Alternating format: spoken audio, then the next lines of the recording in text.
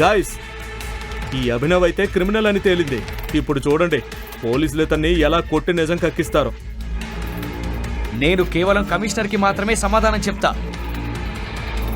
Guys చూడండి, ఇతనికి police commissioner కావాలట. వినరా, ఎక్కువ స్మార్ట్గా ఉండేందుకు ప్రయత్నించుకో, లేదంటే ఎక్కడే నిన్ను తలకిందులుగా వేలాడి తీసుకొడితే నిజమంతా బయటకు వస్తుంది. గౌతమ్, ఇంట్లో పనివాళ్ల చేతిలో కూడా తిట్లు తినేవాడు ఈరోజు పోలీస్ అధికారి చేతిని పట్టుకున్నాడు. చెయ్యి వదిలో, లేదంటే కర్రతో నిన్ను విరిచేస్తాను. ఏయ్ వదులు! ఇన్స్పెక్టర్ ఆర్పు విని అభినవ్ను పోలీసులు చుట్టుముట్టారు. అనన్య, రాజ్ కూడా షాక్ అయ్యారు. అరే, ఎవరైనా కమిషనర్ సార్ను పిలవండి, వీడు పిచ్చోడ్లా ఉన్నాడు. ఇంత గందరగోళం మధ్య అందరికీ సడన్ గా ఒక పోలీస్ సైరన్ వినిపించింది.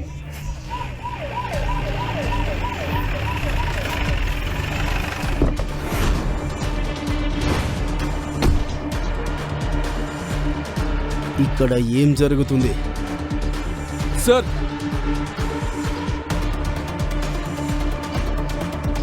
ఎందుకు ఇతనిపై చేయి చేసుకున్నావు? కమిషనర్ను చూడగానే అందరి ముఖాలు పాలిపోయాయి. ఇప్పటి వరకు అవమానం ఎదుర్కొన్న అభినవ్ ముందు ఇప్పుడు పోలీసులు కూడా నిలబడి వణుకుతున్నారు. ఈ అభినవ్కు కమిషనర్ వరకు పరిచయం ఉంది, కానీ ఎలా? ఇక్కడ అనన్య మిగతా వారితో పాటు పోలీస్ ఇన్స్పెక్టర్ బ్రెయిన్ కూడా గిర్రున తిరుగుతోంది. నీకు నీ ఉద్యోగంపై ప్రేమ ఉందా లేదా? ఎవరు పట్టుకున్నారు ఇతన్ని? కానీ సార్, ఇతని దగ్గర అంటే వీరి దగ్గర ఒక గన్ దొరికింది సార్. అయితే ఏమైంది? అది ఆత్మరక్షణ కోసం. నేను స్వయంగా అతని బర్త్డేకి ఈ గన్ను గిఫ్ట్గా ఇచ్చాను. బర్త్డేనా? కానీ అభినవ్ అయితే తన బర్త్డే రోజు అమ్మ చెప్పులు కుట్టించడానికి వెళ్ళాడు. మరి ఈలోపే కమిషనర్ అతనికి గన్ ఇప్పుడు గిఫ్ట్ గా ఇచ్చాడు. నేను కలగండం లేదు కదా. అనన్య, మిగతా వారు ఏమీ అర్థం చేసుకోలేకపోతున్నారు. అప్పుడే కమిషనర్ అభినవ్ను గౌరవంగా అక్కడి నుంచి పంపించారు.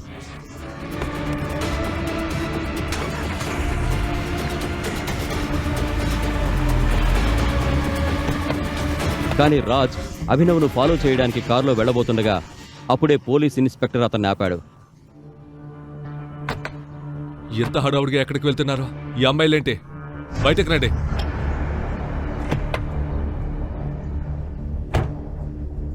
సార్, సార్, మేము అభినవ్తో పాటు వచ్చాము. సో అతను ఎక్కడికి వెళ్తాడో మేము కూడా అక్కడికే వెళ్తున్నాం. అచ్చా, సరే, మీరు వెళ్ళండి.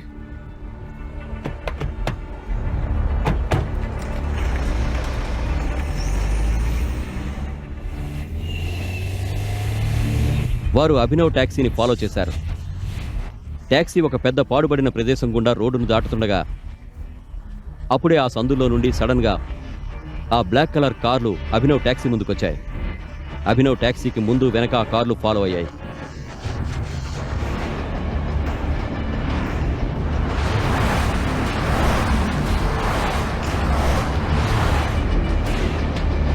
ఆ 3 నల్ల కార్లు అభినవ్ టాక్సీతో పాటు వేగంగా దూసుకుపోతున్నాయి.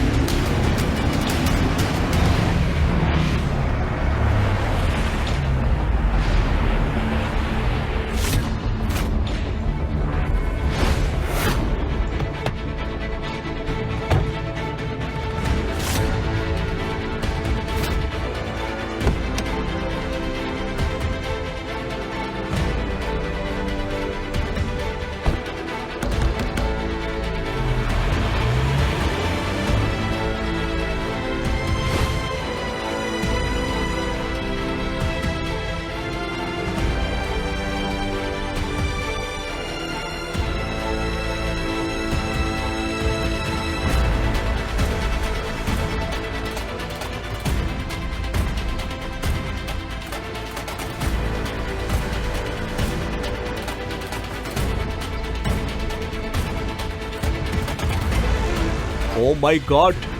అభినవ్కు దుబాయ్కు ఉన్న సంబంధం ఏంటి? ఎందుకు అభినవ్కు దుబాయ్ నుండి కాల్ వస్తుంది?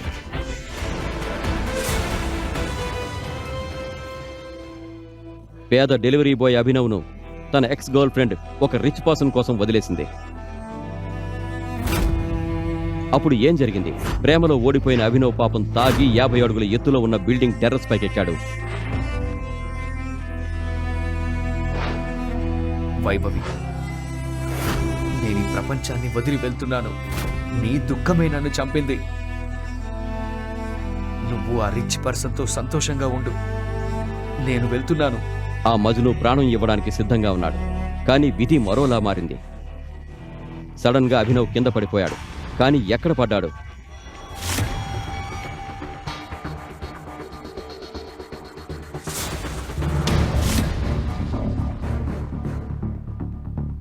బెడ్ మీద. హే భగవాన్, నేను ఇక్కడికి ఎలా వచ్చాను? ఎస్, ఆ టెర్రస్ నుండి పడిపోయి అభినవ్ నగరంలో అత్యంత అందమైన మరియు ధనవంతురాలైన అమ్మాయి అనన్య బెడ్ పైకి చేరుకున్నాడు. ఆమె ఆ సమయంలో హాయిగా నిద్రపోతోంది. కానీ ఆమెకు మెలకువ రాగానే, నువ్వు ఎవరు? నువ్వు నా బెడ్ పైన ఏం చేస్తున్నావు? నాకేమీ తెలీదు. నేను ఎక్కడి నుండి వచ్చాను? నాకు ఏమీ అర్థం కావడం లేదు. నాకు ఇదంతా కలలాగే ఉంది. కళ్ళ నుండి బయటికి రా. చెప్పు, నువ్వెవరు? నేనెవరు నీకు తెలుసా?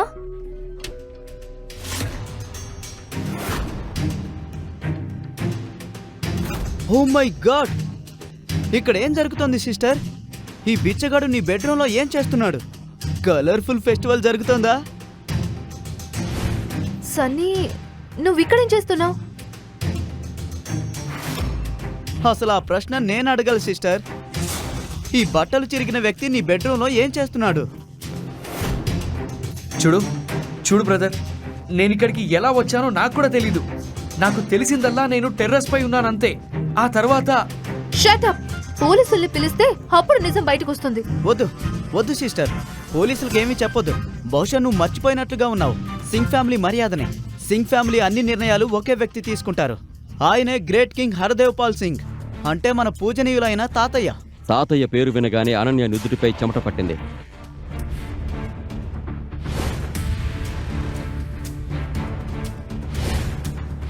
అనన్య! హర్దేవ్ పాల్ సింగ్ కేవలం నగరంలోని ప్రముఖ ధనవంతుడే కాదు, చాలా రూఢివాది, పాత ఆలోచనలు గల కఠినమైన వ్యక్తి. పేరుకే సూటు బూటు వేసుకుని తిరిగేవాడు. కానీ అతని మనస్తత్వం 500 సంవత్సరాల నాటిది. తాతయ్య వచ్చిన తర్వాత ఏం జరగబోతోందో అని అనన్య భయపడింది.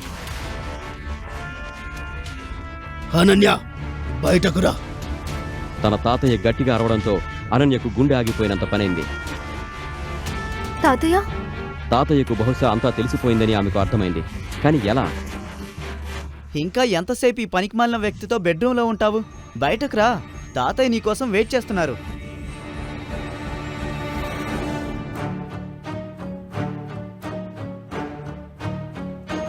అరే అరే అరే, నువ్వెక్కడికి వెళ్తున్నావు భయ్యా? విను, పెద్దలు చెప్పేది నిజమే. తాగుడు ఆరోగ్యానికి హానికరం. ఇప్పుడు చూడు, నీ తాగుడు నిన్ను ఎక్కడికి తెచ్చిందో.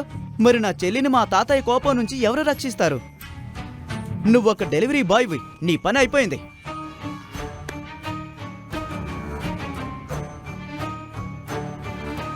ఇది విని ఇదంతా తప్పకుండా ఈ సన్నీ పనే అని అభినవ్కు అర్థమైంది. టెర్రస్ నుండి కింద పడిపోయి అభినవ్ బహుశా తెలివి తప్పిపోయి ఉంటాడు. ఆ స్పృహలేని స్థితిలోనే సన్నీ అతన్ని అక్కడికి తీసుకొచ్చి ఉంటాడు. కానీ ఇప్పుడు అభినవ్ మనసులో వేరే ప్రశ్నలు మెదులుతున్నాయి. బ్రదర్ తన సొంత చెల్లికి ఇలా ఎలా చేయగలడు? సన్నీ అనన్యకి నిజంగా సొంత బ్రదరేనా? అభినవ్ మనసులో ఈ ప్రశ్నలు నడుస్తుండగా హర్దేవ్ పాల్ సింగ్ ఒక పెద్ద కర్రను పట్టుకుని అక్కడికి వచ్చాడు. నాడు పెళ్లికి ముందే ఒక అబ్బాయితో సంబంధం పెట్టుకోవడానికి నీకు ఎంత ధైర్యం? నిన్ను నా మనవరాలిగా చెప్పుకోవడానికి సిగ్గుగా ఉంది నాకు. తాతయ్య, నా మాట నమ్మండి. ఈ అబ్బాయి ఎవరో నాకు తెలీదు. అబద్ధాలు చెప్పకు.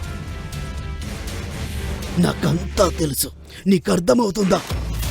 వీళ్ళేనే నీ తల్లిదండ్రులు. నిన్ను చదివించాం, నిన్ను బిజినెస్ కూడా చేయనిచ్చాం.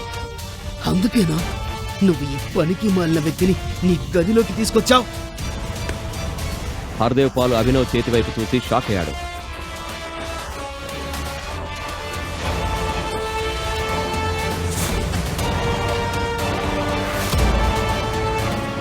మీరు సిగ్గుపడాలి. ఒక తాతయ్య అయ్యుండి మీ మనవరాలిపై చేయి చేసుకుంటున్నారు. ఆమెపై ఇంత నీచమైన నింద వేస్తున్నారు. మీకు బుద్ధుందా లేదా? సడన్ గా రూమ్ అంతా సైలెంట్ గా మారిపోయింది. ఈ రోజు వరకు ఎవరూ హర్దేవ్ పాల్తో ఇలా మాట్లాడలేదు. ఇప్పుడు ఒక సామాన్యమైన డెలివరీ బాయ్ నగరంలోని ప్రముఖ ధనవంతుడితో ఈ విధంగా మాట్లాడుతున్నాడు. సాలే, నా తాతయ్యనే ఎదిరిస్తావా? నిన్ను కాల్చి పారేస్తాను. సన్నీ, వదిలేయతను. సన్నీకి తన తాతయ్య ఎందుకిలా అంటున్నారో అర్థం కాలేదు. కానీ తన తాతయ్య మాట వినడం తప్ప అతనికి వేరే మార్గం లేదు. హర్దేవ్ పాల్ అభినవ్ను పైనుండి కింద వరకు చూశాడు. ఆపై అనన్య వైపు చూస్తూ ఇలా అన్నాడు. అనన్య, ఈ అబ్బాయి పేరు ఏదైనా కావచ్చు, కానీ నువ్వు ఈ అబ్బాయిని పెళ్లి చేసుకోవాలి. లేదు తాతయ్య, నేను ఇతన్ని ఎలా పెళ్లి చేసుకోగలను? ఇతని పేరు కూడా నాకు తెలీదు. ఏ అమ్మాయి, ఎక్కువ అమాయకురాలిగా నటించకు. హర్దేవ్ సింగ్ చట్టం నీకు తెలుసు. ఏమాత్రం గొడవ చేయకుండా నువ్వు పెళ్లి చేసుకో, అది కూడా ఈ రోజే. లేదు తాతయ్య, నేను ఈ పనికి మాలిన వాడిని పెళ్లి చేసుకోను నేను పెళ్లి. సరే సన్నీ, నీ చెల్లిని ఫామ్ హౌస్కు తీసుకువెళ్ళు. సజీవంగా నరికేయామెను. ఇది విని అనన్య భయపడిపోయింది. హర్దేవ్ చెప్పింది చేయగలడని ఆమెకు తెలుసు. ఎందుకంటే అంతకు ముందు కూడా సింగ్ కుటుంబంలో హర్దేవ్ పాల్ సింగ్ చట్టాన్ని ఎవరైతే ధిక్కరించారో వారికి అదే గతి పట్టింది. అనన్య కూడా ఇప్పుడు తన తాతయ్య ముందు నిస్సహాయురాలుగా నిలబడింది. అభినవ్కు తెలుసు, ఒకవేళ తాను అనన్యను పెళ్లి చేసుకోకపోతే ఈ అమాయక అమ్మాయి తన కారణంగా ప్రాణాల్ని కోల్పోతుంది. ఇంకేముంది, ఒక గంటలోపే అదే హాల్లో అనన్య మరియు అభినవ్ పెళ్లి జరిగింది. మొదటి రాత్రి అనన్య నోటి నుంచే ఒక్కటే ప్రశ్న వచ్చింది. నీ పేరేంటి? అభినవ్. కానీ నాన్న నన్ను ప్రేమగా ఎలా పిలిచినా అదంతా నాకు అనవసరం. ఒక విషయం బాగా విను, ఈ పెళ్లి కాదు, కేవలం ఒక బలవంతం. ప్రపంచం దృష్టిలో మనం భార్యాభర్తలమైనా ఈ గదిలో మన బంధం కేవలం స్ట్రేంజర్స్ మాత్రమే. అభినవ్కు కూడా తెలుసు, తనలాంటి డెలివరీ బాయ్తో యువరాణి లాంటి అనన్యకు ఏం పోలికుంటుంది. కానీ దేవుడు వాళ్ళిద్దరినీ కలిపితే దాని వెనక ఏదో ఒక కారణం తప్పకుండా ఉండి ఉంటుందని అతనికి తెలియదు. ఈ రోజు నా ఫ్రెండ్ అక్రమ్ బర్త్డే పార్టీ ఉంది. అనన్య, నువ్వు మన కొత్త అల్లుడిని నీతో పాటు ఆ పార్టీకి తీసుకువెళ్ళాలి. నిజానికి అనన్య ఆ పార్టీకి వెళ్లాలని అనుకోలేదు. కానీ తాతయ్య వేసిన ఆర్డర్ కాబట్టి ఆమె వెళ్ళక తప్పదు. తప్పనిసరి పరిస్థితుల్లో అభినవ్ కూడా అనన్యతో పాటు వెళ్లాల్సొచ్చింది. కానీ అక్కడ అతనికి ఒక వ్యక్తి ఎదురుపడింది. ఆమెను చూసి అతను షాక్ అయ్యాడు.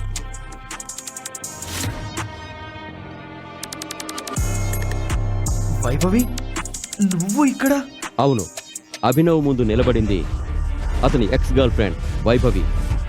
ఆమె ప్రేమలో మోసపోయి అభినవ్ టెర్రస్ పైకి ఎక్కాడు. చెప్పాలంటే వైభవి కూడా అభినవ్ లాగే డబ్బు లేని అమ్మాయి. కానీ కొద్ది రోజుల క్రితం నగరంలో పేరుగాంచిన ధనవంతుడైన దేవేంద్ర ఆమె ప్రేమలో పడ్డాడు. దాని కారణంగానే వైభవి అభినవ్ను వదిలేసింది. ఎవరు ఈ పనికిమాలిన వ్యక్తి బేబీ?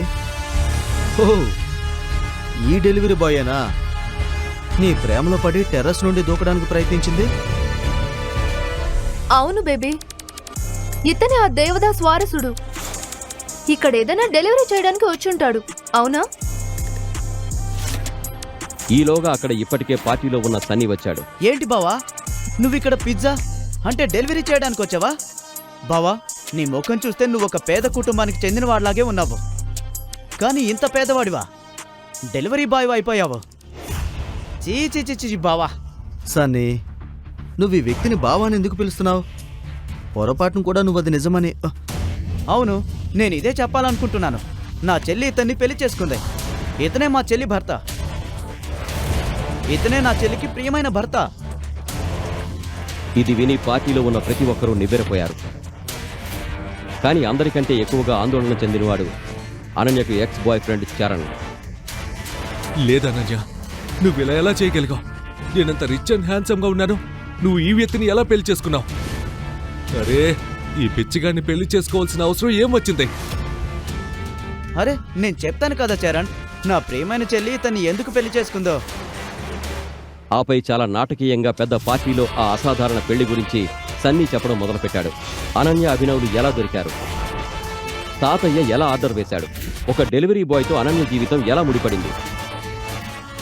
సన్నీ ఇదంతా చెబుతుంటే అందరూ గుసగుసలాడుతూ నవ్వుతున్నారు. కానీ అనన్య కళ్ళల్లో నీళ్లు తిరిగాయి. ఏడుస్తూనే పాపం అనన్య పరిగెత్తుకుంటూ అక్కడి నుంచి వెళ్ళిపోయింది. అరే అనన్య వెనక అభినవ్ కూడా అక్కడి నుంచి వెళుతుండగా సన్నీ అతని చేయి పట్టుకుని ఆపాడు. అరే బావా, ఎక్కడికి వెళ్తున్నావు బావా? నువ్వు మా పార్టీకే కల తీసుకొచ్చావు. నువ్వు ఇక్కడ ఉండడం చాలా ముఖ్యం. అరే రా రా బావా, ఇది ప్రత్యేకంగా నీకోసమే ఏర్పాటు చేయబడింది. ఇది చెబుతూ సన్నీ అభినవ్ను అందమైన ప్రమాదకరంగా కనిపించే కుర్చీలో కూర్చోమని సైగ చేశాడు. హే సన్నీ, నీకు పిచ్చి పట్టిందా? అరే, ఇతను ఈ కుర్చీలో ఎలా కూర్చోగలడు? ఈ కుర్చీ ఎవరిదో నీకు తెలుసు కదా. అరే నువ్వు నోరు మీరా దేవ్, ఇతను మా ప్రియమైన బావ కాబట్టి ఎలా గౌరవించాలో నాకు తెలుసు. అవును, ఎవరైనా కావచ్చు, మన ఫ్రెండ్స్ అన్నికి బావ కదా యార్, ఇతన్ని గౌరవించాలి కదా. తప్పకుండా గౌరవించాలి, ఎందుకు చేయకూడదు? చరణ్ మాట విని దేవుకు కూడా అర్థమైంది. ఇప్పుడు సన్నీ అభినవ్ పని ఖతం చేసి గాని వదలడని. ఇప్పుడు తెలుస్తుంది ఈ డెలివరీ బాయ్కి తన అసలు స్థాయి ఏంటో. రండి, మిమ్మల్ని మీ హాట్ సీట్లో కూర్చోబెడతాను. ప్రత్యేకంగా మీకోసమే తయారు చేయించాము. కూర్చోండి. అరే బావా, కూర్చో కూర్చో. ఆపై అభినవ్ ఆ కుర్చీలో కూర్చోగానే సడన్ గా ఆ కుర్చీ నుండి పెద్ద సౌండ్ ఉన్న అలారంలో హాలంతటా మోగడం మొదలుపెట్టాయి. ఏం జరుగుతుంది? నువ్వేం చేశావు? మాఫియా కింగ్ కుర్చీలో కూర్చున్నావా? ఒరే నువ్వు అయిపోయావు. ఆ ప్రత్యేక కుర్చీ మాఫియా కింగ్ గ్యాంగ్ లీడర్ అక్రమ్ది. ఆ కుర్చీలో అక్రమ్ కాకుండా మరెవరూ కూర్చోవడానికి అనుమతి లేదు. ఎవరు ఆ విధవ? ఎవరో?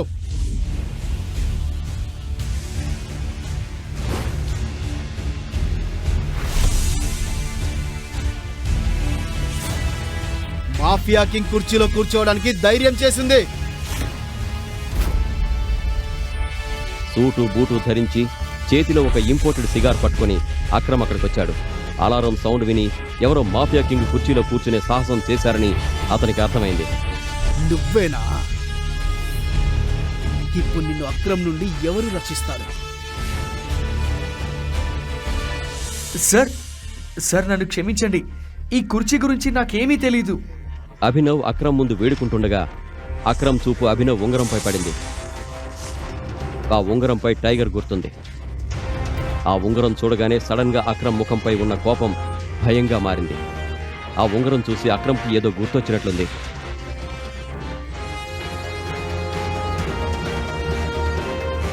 టైగర్, టైగర్, నన్ను క్షమించు. నేను నిన్ను గుర్తించడంలో పొరపాటు చేశాను. బేటా, ఐఎమ్ రియల్లీ సారీ. అరే అంకుల్, అంకుల్, నువ్వు ఈ భిక్షగాడి ముందు ఎందుకు చేతులు జోడిస్తున్నావు? ఒరేయ్, భిక్షగాడని ఎవరన్నావురా? ఈ కుర్చీ కూడా ఇతనిదే, ఈ బిజినెస్ కూడా ఇతనిదే. ఇతనే మన మాఫియా కింగ్ కు అసలు లీడర్, మన టైగర్. ఇతనే రియల్ టైగరా? Oh my God!